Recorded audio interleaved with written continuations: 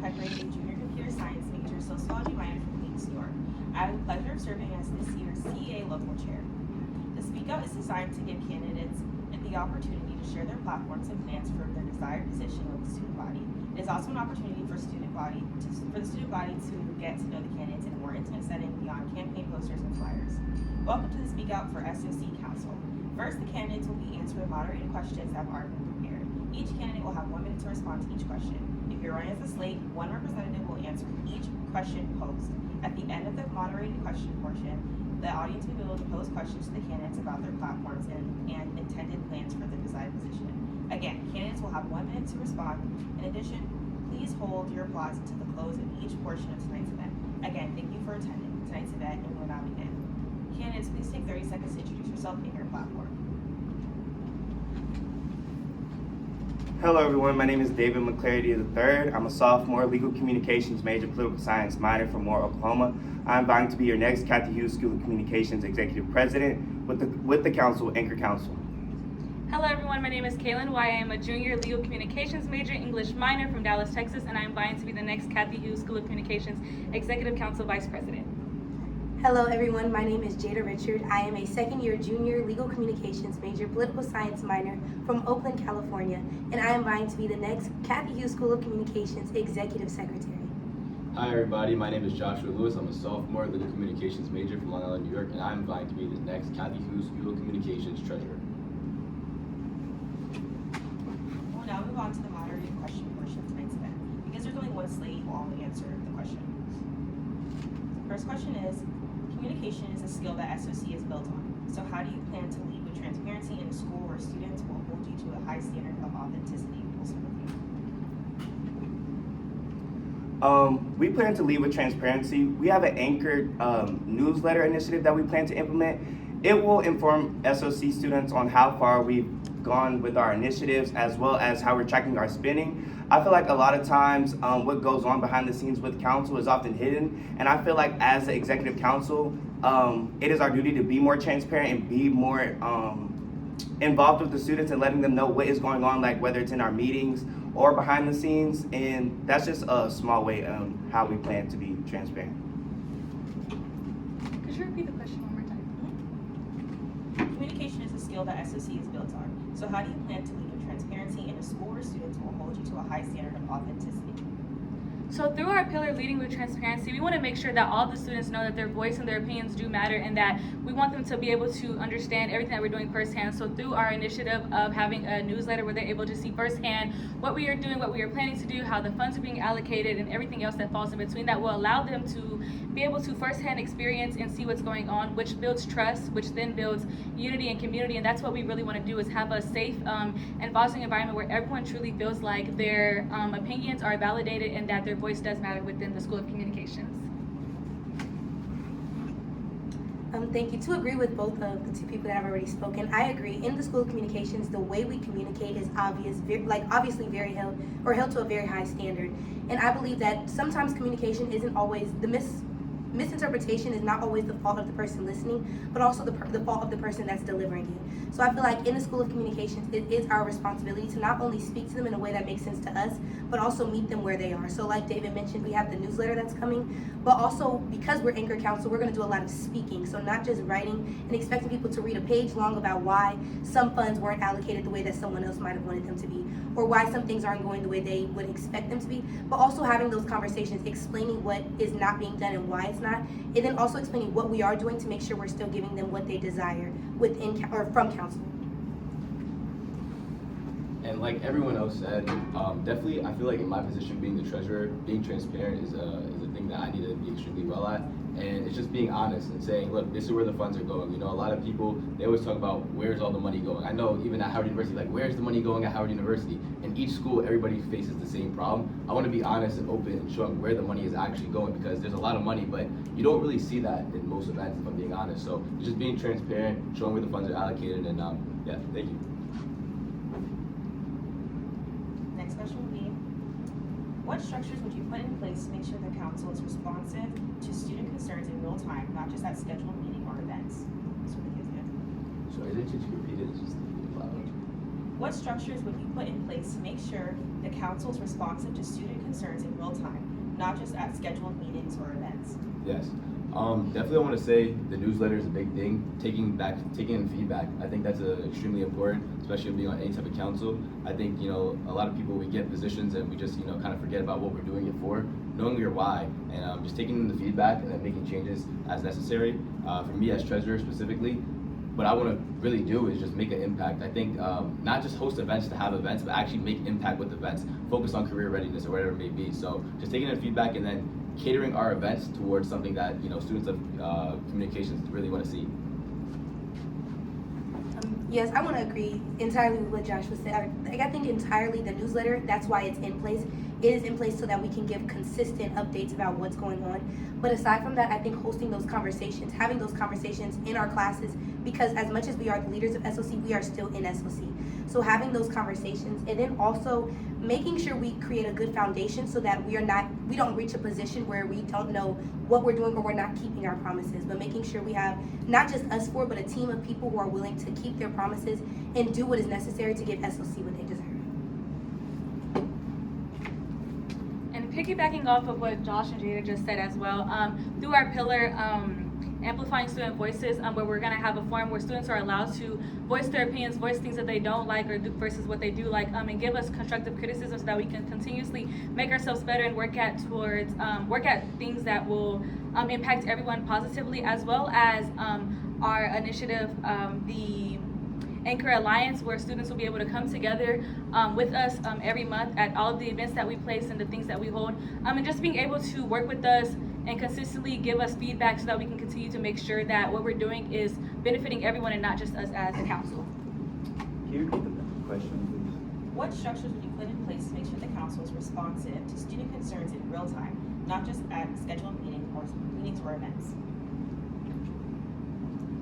Okay, thank you for that question.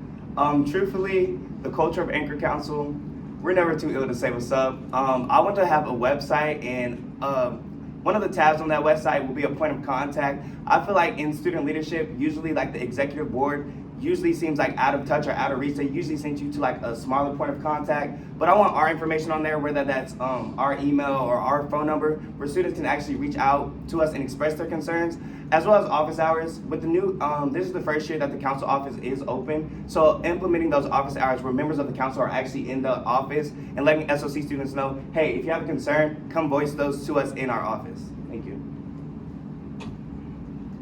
Next question will be, faculty membership and industry connection are uneven across SOC departments. How will you push for more equitable access to professional development and networking across all majors? Sorry. Thank you so much for that question. A new department that we're actually trying to implement within SOC is a pre-professionalism department. SOC is full of different majors, whether that's speech pathology, legal comm, TV and film, MJFC. So with this pre-professionalism department, it will start with a director of pre-professionalism and then also include staffers. Through that department, we want to have a diverse range of majors. With that, we want to invest in students, professionally, and get them ready for the real world. In addition to the pre-professional initiative, we also have our initiative of strengthening student resources, where each month we will have a form of internships and scholarships for all of the students within SOC for a range of different majors: public relations, advertising, speech pathology, journalism, and all of the different majors that follow within. So they'll have more readily accessible opportunities to find these different internships and jobs and things and scholarships as well. Can you repeat the question?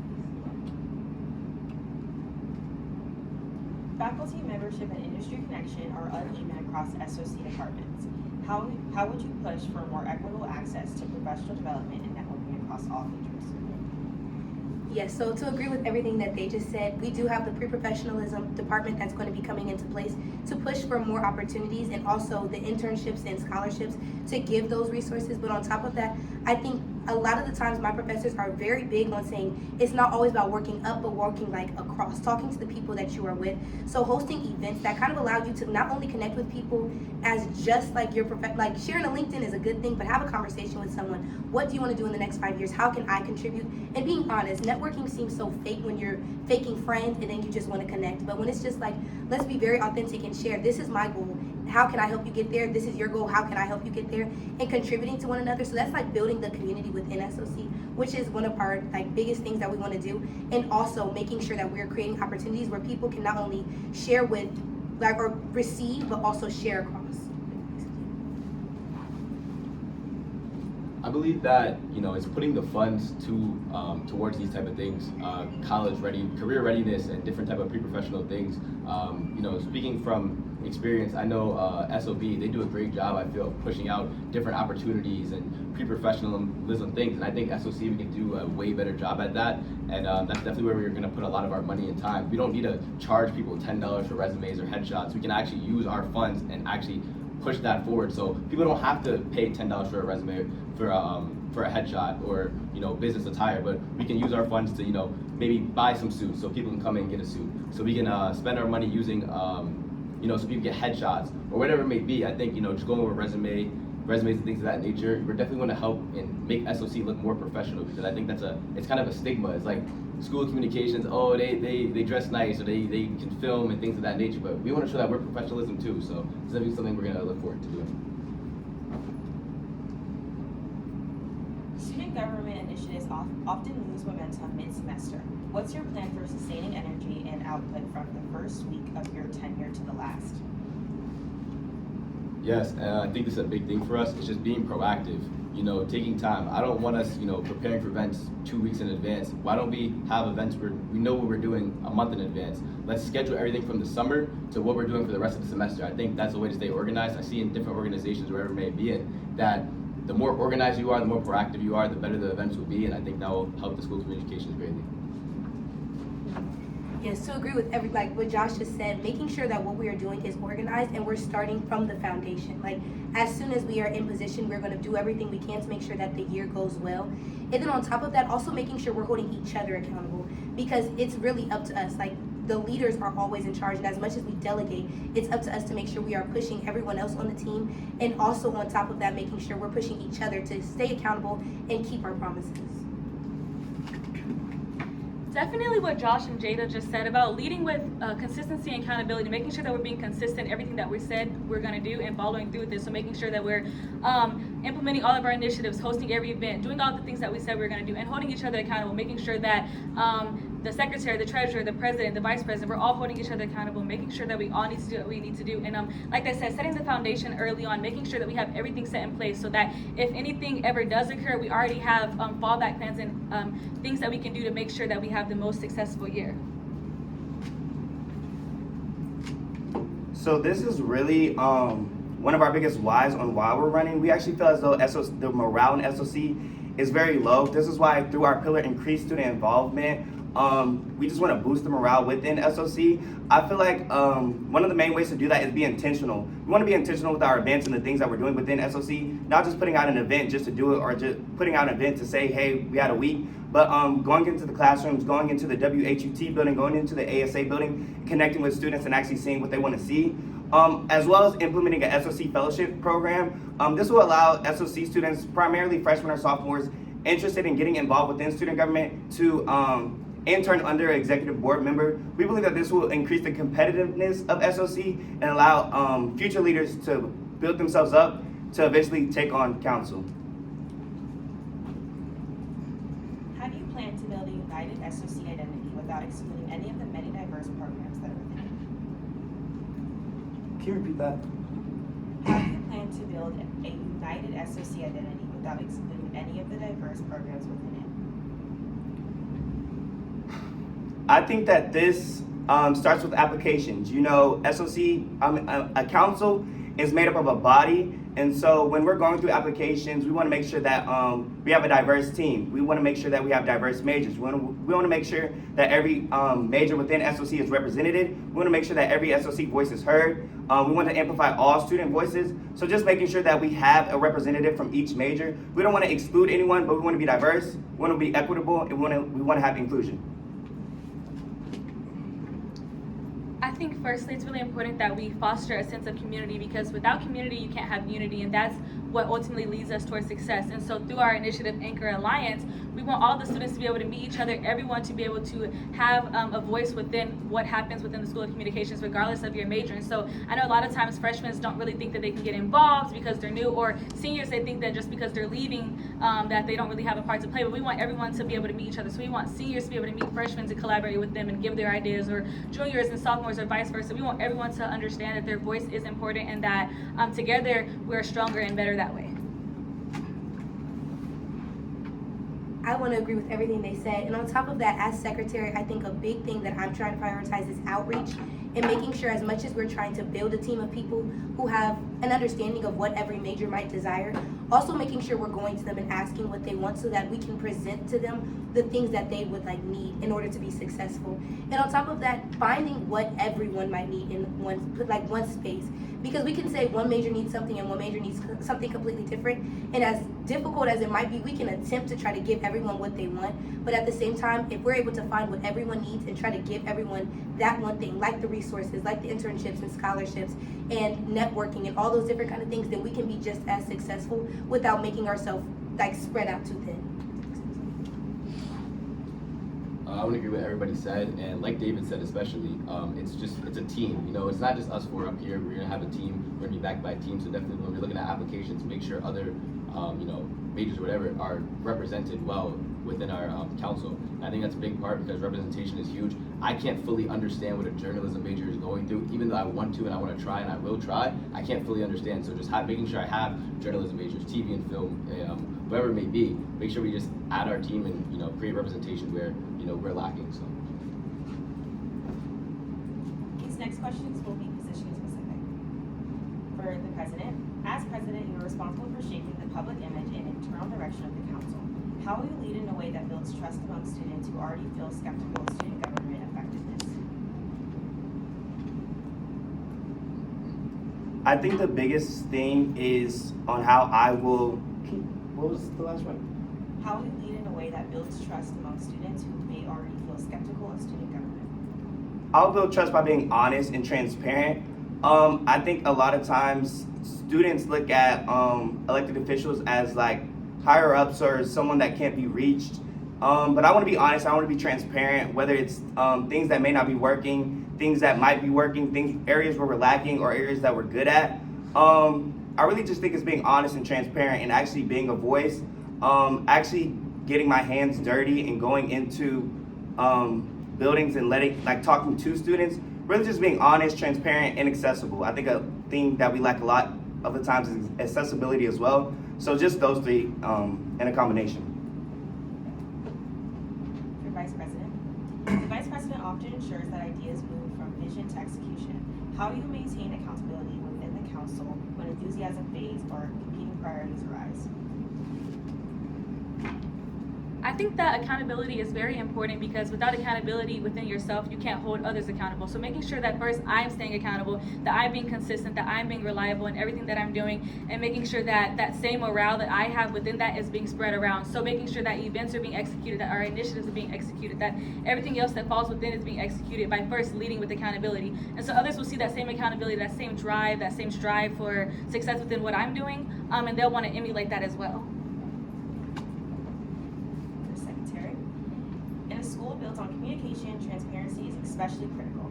How will you use your role to make council actions, decisions, and opportunities clearly visible and accessible to all SOC students? I believe that in order to communicate effectively, we have to make sure that we're not just communicating in one way. So as much as we have our letter in our social media platforms and making sure we're posting things that make everything that's happening behind the scenes available for other people to see and understand, also going in and walking to people, talking to people, having signs, and making sure we're advocating for what's going on so that people have an understanding of what's happening and we're communicating. And especially our advisors, they have a newsletter that comes out every week, I want to say, and they always have effective things that are happening, and they let us know what's happening without us having to go to the third floor. So I feel like in that same area, making sure we're collaborating with professors, letting them know so that they can spread the word, or talking to other people who might know somebody who knows somebody, and making sure that we're getting the message out there so that we have a good signal and making sure it's spreading out everywhere, which is what we're especially trying to emphasize.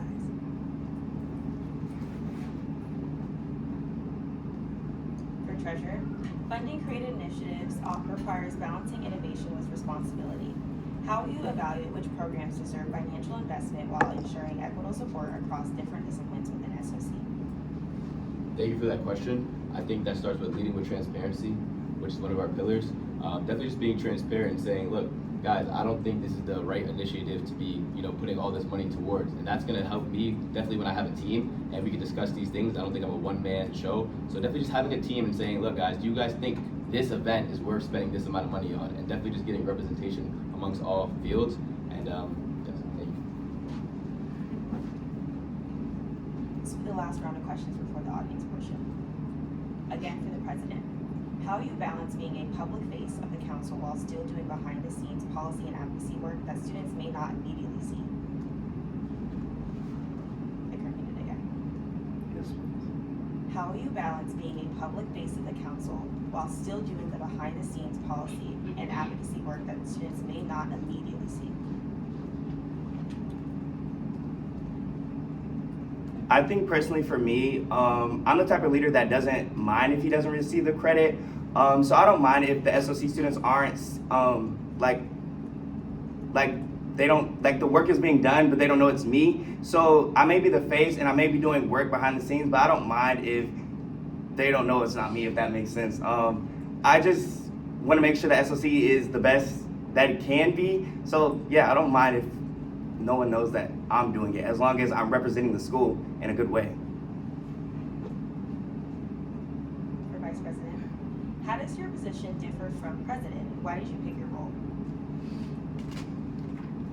My position differs from the president's role because I'm going to be able to help oversee all of the initiatives and things that we're putting in place and making sure that I'm really a right-hand person for the president, really making sure that everything is executed and executed well. And I chose this role specifically because I'm very good with management, I'm very good with reliability and consistency, and those are really things that I'm really big on, is making sure that everything that I do it well and I execute it well. So just making sure that I'm there for everyone, that I'm overseeing all of the operations that are happening, and I'm really proving myself to be an asset for the council, as well as someone that the president can truly lean on in times when they may need help. For Secretary, if misinformation begins circulating about a council decision, how would you respond using your role? If we're ever in a position where there's miscommunication being spread, I think immediately we would lead with transparency and open it up to making sure everyone knows that there was miscommunication. I think some of the worst things that people can do in a case where they're in that kind of crisis is try to cover it up with more things to make the miscommunication seem just like a smaller mistake than what it is. I feel like if we're very open and transparent by saying this was wrong and this is correct, and then on top of that, putting a lot of energy into correcting whatever it is that needs to be corrected. So like, let's say there was supposed to be an event that was supposed to be like something smaller, like a collaboration, and it doesn't happen to be the case. Letting students know it's not a collaboration, but this is what we have, and emphasizing all the things that we are willing to give students, rather than making it seem like, oh, they're gonna be there and it's like, not that kind of thing. If there's that kind of miscommunication, or even internally, like within the student, or the student leaders who are in council, if there's ever a case where there's something not being translated correctly, not only will we fix the problem, but also make sure that moving forward, it won't occur again. For Treasurer, if the council must cut funding or restrict funding mid-year, what criteria would guide your decisions?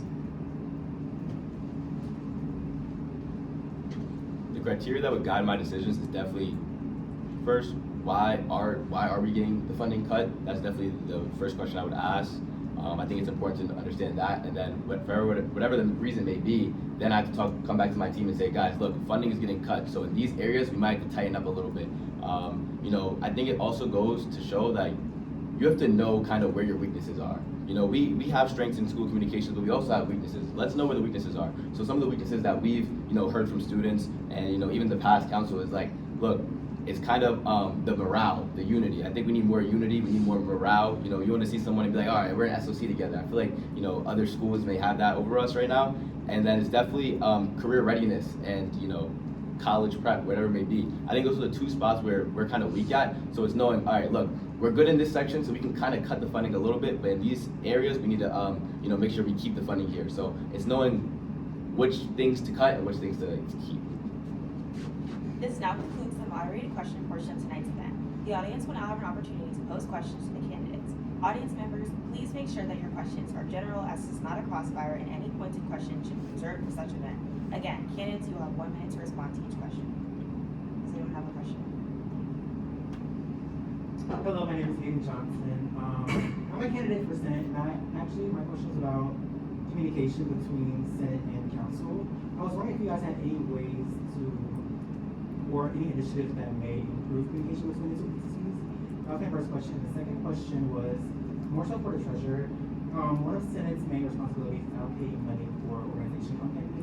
I was wondering if there's possibly an initiative that we can set up to where, as between the council and Senate, SOC Senate, we can help create transparency and knowledge on how to properly create and propose those things.